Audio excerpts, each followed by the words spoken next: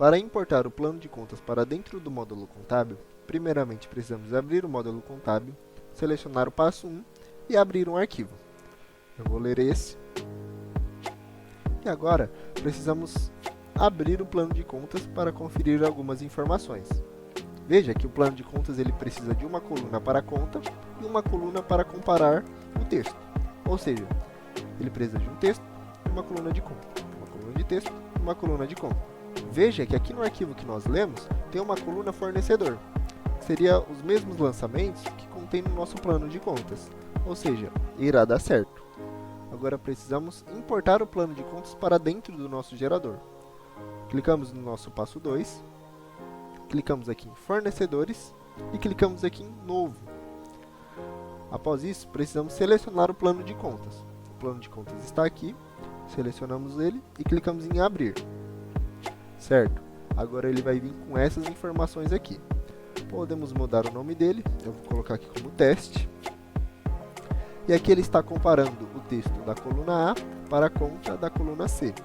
Precisamos ver se essa informação está correta, então vamos abrir aqui o plano de contas.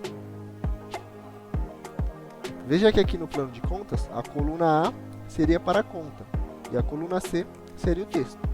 Aqui, o texto está falando que está a coluna A e a conta na coluna C, ou seja, está invertido. Então vamos colocar aqui coluna C e aqui coluna A. Aqui diz também que ele está comparando o texto, mas veja aqui, José Alimentos, empresa de pneu e corretor, José Alimentos, empresa de pneu e corretor também, seria fornecedor, e aqui também a coluna fornecedor.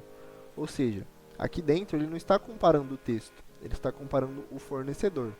O texto, no caso, seria INSS, nota fiscal, então precisamos alterar aqui para fornecedor e conferir se está tudo correto. O nome a gente pode colocar qualquer nome, compara a coluna fornecedor, está correto. O texto está na coluna C e a conta está na coluna A. Tudo certinho, agora salvamos.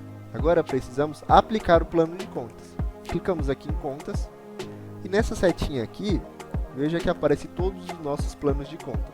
Como só tem um, que seria esse que a gente acabou de fazer, irá aparecer somente ele. Então eu vou aplicar no débito e no crédito para ficar melhor da gente visualizar. Então a gente clica aqui em aplica conta e veja que tudo que estava dentro do plano de contas ele conseguiu aplicar dentro do gerador também. Como por exemplo, José Alimentos, ele aplicou a conta 99. Aqui José Alimentos, ele aplicou a conta 99. Aqui embaixo, corretor, ele aplicou a conta 77. Plano de contas, corretor 77. Esse seria o passo para a aplicação do plano de contas.